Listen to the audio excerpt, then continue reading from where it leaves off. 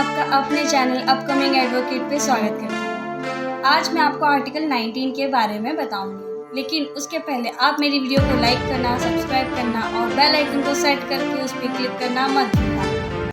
आज हम डिस्कस करने वाले हैं राइट टू फ्रीडम, जो आर्टिकल 19 में दिया गया है। कॉन्स्टिट्यूशन के पार्ट 3 में फंडामेंटल राइट्स दिए गए हैं। अच्छा, अब आप सबको पता हो कि इसमें 2 पार्ट हैं। जो पहला आपको राइट्स के बारे में बताता है और दूसरा आपको इसके नेगेटिव एस्पेक्ट के बारे में बताता है, जिसमें रिस्ट्रिक्शन नहीं लगाए जाते, और पॉजिटिव रीजनेबल है जिसमें रिस्ट्रिक्शन लगाए जाते हैं। आर्टिकल 19 इनिशियली 7 राइट्स दिए गए हैं इसमें, बाद में इसका 6th राइट को डिलीट कर दिया गया था, right to probability. 44th amendment 1978 में इसे डिलीट कर दिया गया था, लीगल राइट्स कर दिया गया था उसे, ना कि फंडामेंटल राइट्स। बाकी जो 6 राइट्स हैं उन्हें हम डिस्कस करने वाले हैं। इस आर्टिकल में इम्पॉर्टेंट ये है कि जो इसमें सिटीज़न वर्ड है उसका इस्तेमाल किया गया है। इसका मतलब यह राइट्स कंपनी या एसोसिएशन को नहीं दिए गए हैं, ये राइट्स सिर्फ सिटीजन्स को ही दिए गए हैं। आर्टिकल 19 है, ये इमरजेंसी पर ऑटोमेटिक सस्पेंड हो जाते हैं। ये राइट्स लाइक वॉर के जैसे टाइम पर ही ऑटोमेटिक सस्पेंड हो जाते हैं, नेशनल इमरजेंसी पर सस्पेंड हो सकते हैं। आप राइट्स के बारे में पढ़ रहे हैं तो आपका ये जानना बहुत ज़रूरी है कि आप अपने राइट्स किसके अगेंस्ट यूज़ कर सकते हैं। आप अपने राइट्स सिर्फ स्टेट के अगेंस्ट यूज़ कर सकते हैं, किसी इंडिविजुअल के अगेंस्ट नहीं। आपको स्टेट वर्ड का मतलब जानना है तो इसके ऊपर मैं अलग से एक वीडियो बनाऊंगी जो आर्टिकल 12 पे होगी, वो आप देख सकते हैं। चलिए आगे बढ़ते हुए हम इसके 6 राइट्स के बारे में डिस्कस करते हैं। क्या है संविधान के आर्टिकल 19 में? ये आर्टिकल फ्रीडम ऑफ स्पीच यानी अभिव्यक्ति की आज़ादी से जुड़ा हुआ होता है। इस आर्टिकल के पहले क्लॉज में लिखा है कि सभी नागरिकों को ये अधिकार है बोलने और अपने आप को अभिव्यक्त करने की आज़ादी। आपको बोलने की पूरी स्वतंत्रता है। हाँ, आपको बोलने की स्वतंत्रता है, पर आप अपने भारत के ऊपर कोई अपशब्द नहीं बोल सकते। आप अपने भारत के ऊपर, अपने स्टेट के बारे में कुछ बुरा नहीं बोल सकते हो। शांति के बिना हथियारों के कहीं भी इकट्ठा होने की आज़ादी। आप शांति से बिना कहीं भी हथियारों के शांति से इकट्ठा हो सकते हैं। एसोसिएशन, संगठन, यूनियन बनाने की आज़ादी। आप कहीं पर भी ग्रुप बनाकर मीटिंग कर सकते हैं, शांति से कहीं पर भी ग्रुप बनाकर, यूनियन बनाकर रह सकते हैं। भारत की सीमा में कहीं भी बेरोक टोक घूम सकने की आज़ादी। आपको भारत की सीमा के अंदर कहीं पर भी बिना रोक टोक के घूमने की पूरी आज़ादी है। मगर हाँ, बिना रोक टोक के घूमने की आज़ादी है, इसका मतलब ये नहीं कि आप जाकर बोलो कि भैया टैक्स नहीं दूंगा मैं, तो मुझे तो घूमने की पूरी आज़ादी है। इसका मतलब ये नहीं होता है। आपको घूमने की आज़ादी है, मगर आप अगर पैदल या साइकिल से घूम रहे हैं तो आपको कोई रोक टोक नहीं है।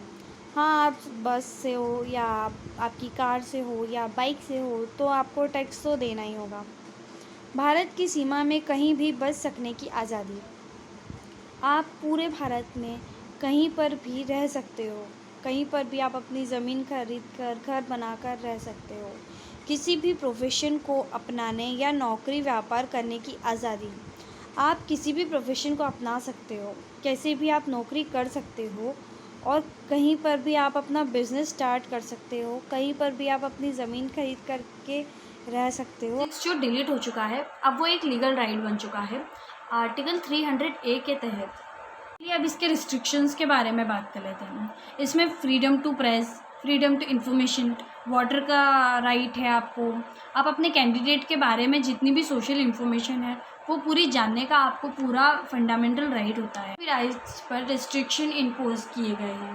आर्टिकल 92 में रिस्ट्रिक्शन है कि स्टेट को भी रीजनेबल रिस्ट्रिक्शन लगा सकते हैं, पब्लिक वेलफेयर के लिए भी रीजनेबल रिस्ट्रिक्शन लगा सकते हैं। आपको बोलने का अधिकार है, पर आपको मॉरलिटी और डिसेंसी के साथ ही बोलना पड़ेगा। यूँ नहीं कि आप रोड पे चल रहे हो और किसी को भी गाली गलौज दे रहे हो और अपशब्दों का इस्तेमाल कर रहे हो। Relation to content of court, आपको उसी तरह व्यवहार करना होगा जिससे आप पर कंटेंट ऑफ कोर्ट ना लगे। किसी व्यक्ति के अगेंस्ट आप अपने राइट्स अगेंस्ट कर सकते हैं।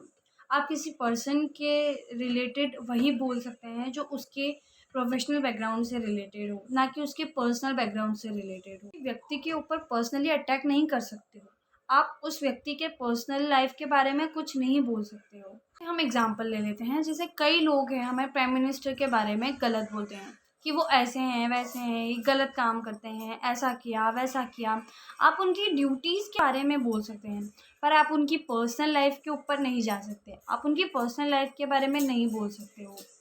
आप इस तरीके का भाषण नहीं दे सकते जिससे देश की शांति भंग हो, देश में झगड़े फसाद हो। Speech and explanation to freedom to keep silence, इसे फ्रीडम चुप रहने का अधिकार भी कहा जाता है।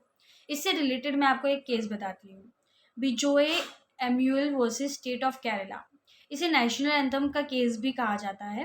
इसमें 3 स्टूडेंट होते हैं जो नेशनल एंथम के टाइम पर खड़े होते हैं, पर वो गा नहीं रहे होते हैं, तो इन्हें स्कूल से निकाल दिया जाता है और इनके ऊपर केस लगाया जाता है कि आर्टिकल 19(1) क्लॉज ए और आर्टिकल 14 के अंदर इन्होंने नेशनल एंथम की डिसरिस्पेक्ट की है। तब कोर्ट ये जजमेंट पास करता है कि उन्होंने इस चीज़ की डिसरिस्पेक्ट नहीं की है, क्योंकि ये जिहोवा बिलीव के हैं और इनके रिलीजन में इन्हें परमिट नहीं किया जाता है कि ये किसी और रिलीजन के लिए कोई राष्ट्रीय नेशनल एंथम या कोई ऐसा सिंग करें, उसके लिए इन्हें परमिट नहीं किया जाता है। इसीलिए उन्होंने इस नेशनल एंथम की कोई डिसरिस्पेक्ट नहीं की है, क्योंकि इन्हें राइट टू कीप साइलेंस का राइट। इसमें मैं आपको एक केस और बताना चाहूँगी, फ्रीडम टू प्रेस के बारे में है ये केस। इस केस का नाम है beneath Coleman and company versus union of India. इस केस में ये लोग अपनी प्रेस के पेजेस की लिमिट तय कर देते हैं, वो 10 पेज की लिमिट देते हैं। गवर्नमेंट कहती है कि प्रेस को ये अधिकार है वो जितना चाहे एडवर्टाइजमेंट दिखाए, क्योंकि एडवर्टाइजमेंट ही वह स्रोत है जिससे वह अपनी अर्निंग करते हैं, वह अपनी कमाई करते हैं, क्योंकि उनके पास और कोई स्रोत नहीं होता है कमाने का, कोई रिस्ट्रिक्शन नहीं लगा सकते हैं। अब freedom to press and freedom to get information is also a fundamental right. को इकट्ठा होने का पूरा अधिकार है। कई बार आपने देखा होगा कि लोग रोड पर हथियार लेकर घूम रहे हैं या इस तरीके से कुछ चीज़ें लेकर हाथ में घूम रहे हैं, उन्हें इस चीज़ की परमिशन लेकर ही ऐसी हरकतें करना चाहिए। अगर उनके पास कोई परमिशन नहीं है तो वो इनलीगल में आ जाता है। रिस्ट्रिक्शंस क्या है कि आप शांति से ही वहाँ इकट्ठा हो सकते हैं और इस तरह की कोई भी असेंबल कर सकते हैं।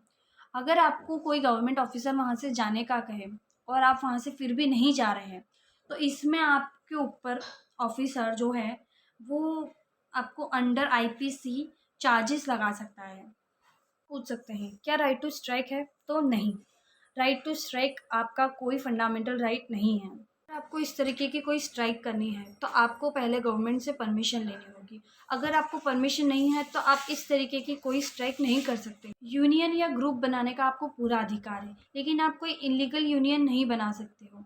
ऐसा नहीं है कि आप गुंडे बुला लो, कुछ गुंडों का ग्रुप बना लो और बिल्कुल बढ़िया अपना काम कर रहे हो, नहीं, वो इलीगल होगा। क्या है आर्टिकल 19 क्लॉज 4 में इसे ग्राउंड है जो देश की अखंडता या शांति को भंग करे, ऐसी एसोसिएशन नहीं बना सकते हो, या पब्लिक ऑर्डर या मोरलिटी को भंग करे ऐसी कोई एसोसिएशन आप नहीं बना सकते हो। देश में कहीं भी जाने का, देश में कहीं भी घूमने फिरने का, आपको देश की सीमा तक घूमने फिरने का पूरा अधिकार है। इसमें रिस्ट्रिक्शंस क्या है, कई बार कुछ जगह ऐसी होती है जहाँ सिक्योरिटी पर्पस उसे सील कर दिया जाता है या बंद कर दिया जाता है या ब्लॉक कर दिया जाता है, जहाँ इंसानों का जाना मना होता है।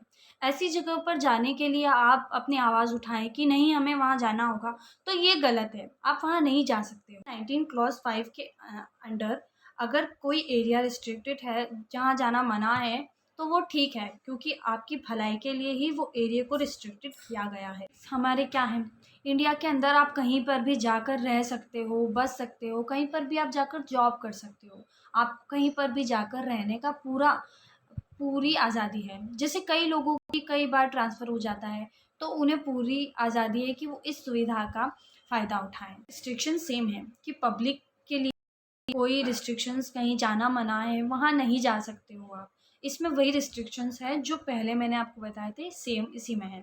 आपको मैं एक बता देती हूँ इसका इंक्रीमेंट कैसे हुआ था।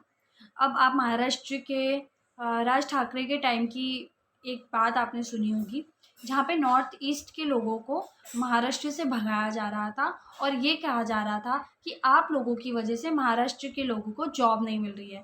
पर उनको ये राइट्स था कि वो कहीं पर भी जाकर रहकर अपने राइट्स का यूज़ करके कहीं पर भी जॉब करें। ये गलत था जो उन्हें वहाँ से भगाया जा रहा था। ये उन्हें राइट था वहाँ पर रहने का। 6th है राइट टू प्रोबेबिलिटी। ये तो लीगल राइट बन चुका है आर्टिकल 300A के अंदर। राइट जो है कि आप किसी भी तरीके का बिजनेस कर सकते हैं। 6 के अंडर आप कोई भी जॉब कर रहे हैं या कोई भी काम कर रहे हैं तो आपके पास उसकी लीगल डिग्री होनी चाहिए। ऐसा नहीं है कि आप धोखाधड़ी कर रहे हो, फर्जी में ही मान लीजिए आप डॉक्टर और फर्जी डॉक्टर बने फिर रहे हो और आप फर्जीवाड़े में ही पूरा काम कर रहे हो और इलाज कर रहे हो, प्रैक्टिस कर रहे हो, ये गलत है। आपके पास लीगल डिग्री होनी ज़रूरी है। अदरवाइज़ आपकी लीगल नहीं होना चाहिए और मोरल होना चाहिए।